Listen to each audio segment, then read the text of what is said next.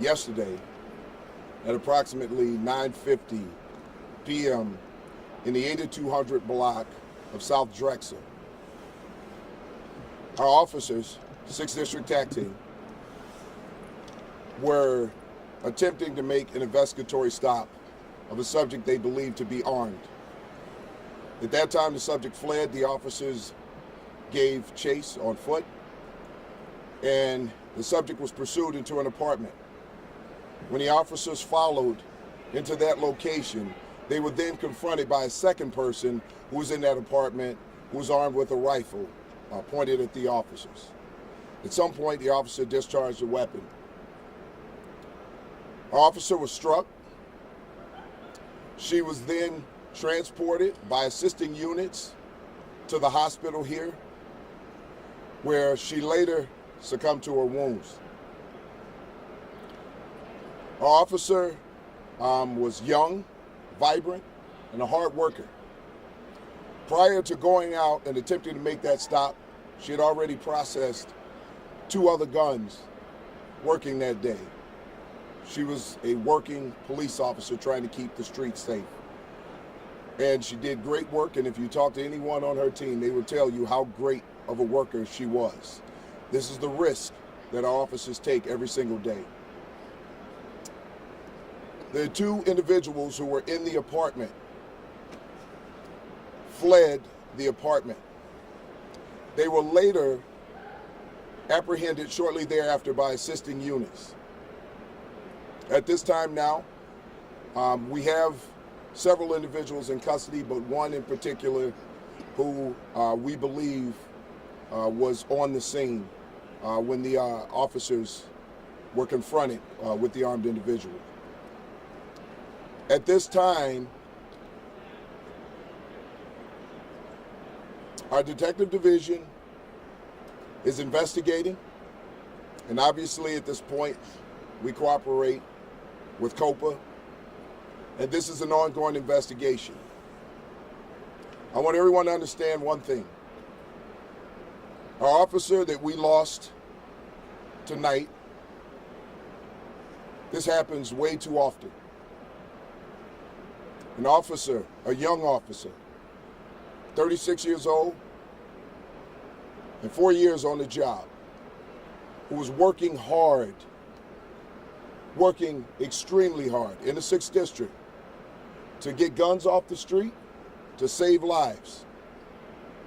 These officers are out here driving down crime while putting their lives at risk. I want everyone to keep this officer's family in your prayers and understand the risk that she took every single day when she came out to do her job. With no regard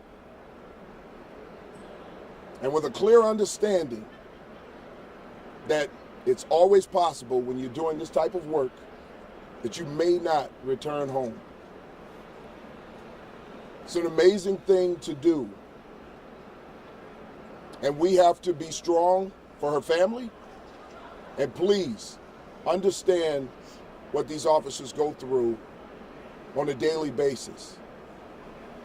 I want all of my officers out here right now to understand that we're here to support them, and we're going to make sure that we stand with them and do whatever we can to prevent this from happening again.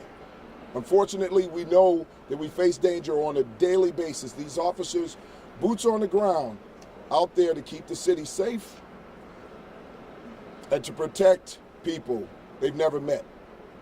It's an amazing thing that they do. It's an honorable thing, and these are exemplary human beings. With that, I'm going to turn it over to the mayor of the city of Chicago, Mayor Brandon Johnson. Thank you, Superintendent. Tonight, the entire city of Chicago is grieving and mourning together over this tragic loss of one of Chicago's finest. This young woman served honorably and courageously. I'm calling on the entire city of Chicago to keep this officer's family in your prayers, along with our entire police department. Her young, energetic, and bold approach towards keeping us safe is the memory that we will honor.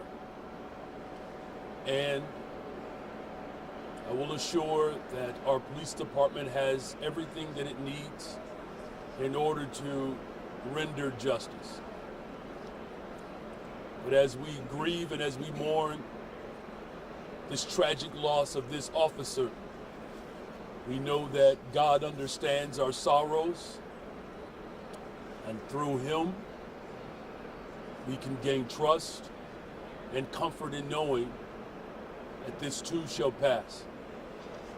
And on behalf of the entire city of Chicago, we offer up our deepest condolences to this officer's family. And let's pray for her partner as well, who acted bravely and swiftly, as all of our officers do, serving this amazing city. With that, turn it back over to the superintendent if you have any questions. We'll start here on the left. Good morning, Superintendent. Good morning. Your traffic indicated that officers tried to transport the deceased officer to the hospital, but that car caught flames and crashed, or crashed and then caught flames. Could you talk anything about that and the condition of the officers who were trying to transport your colleague? Yeah, that did happen. There was some type of malfunction in that vehicle that caught fire, but assisting officers came in, and she was transferred to another vehicle and then driven to the hospital. Though the other officers who were transporting are doing fine at this point. Next question. Good morning, Superintendent. I was wondering if investigators were able to review the officer's body-worn camera and that of her partners, and if so, what that revealed to investigators? It's something that they have and they continue to do, but at this point they're still gathering information, trying to find as much footage as they possibly can.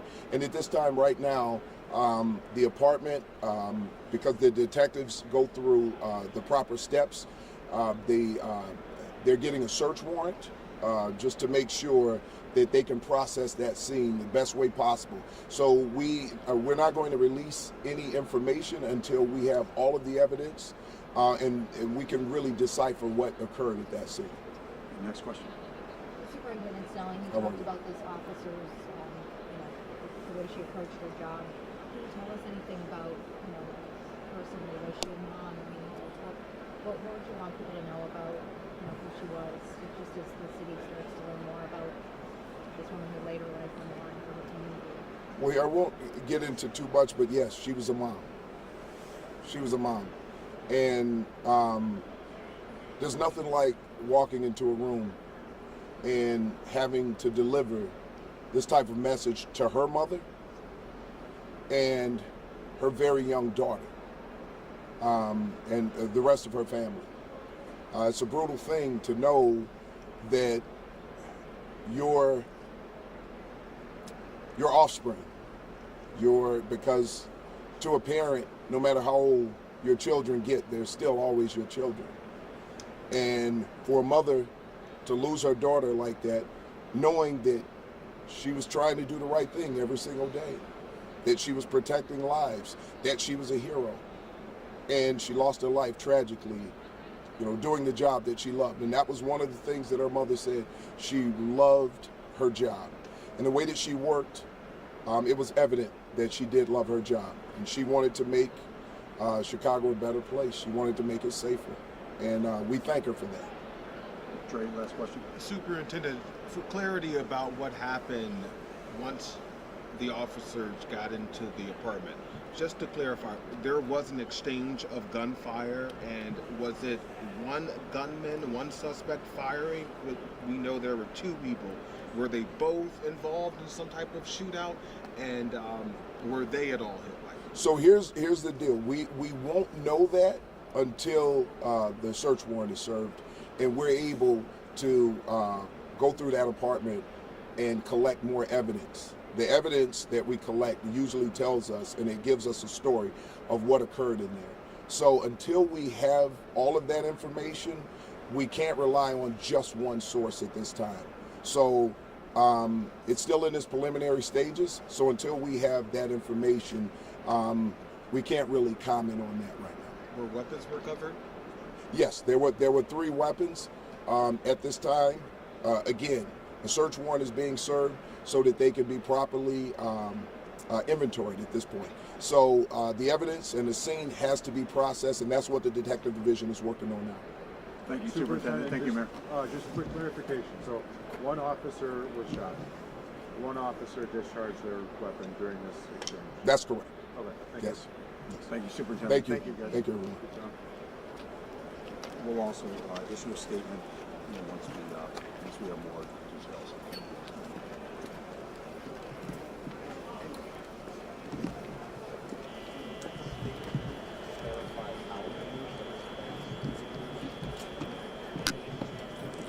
Probably not at this time. I mean, you guys have seen our statement before. It's about shootings.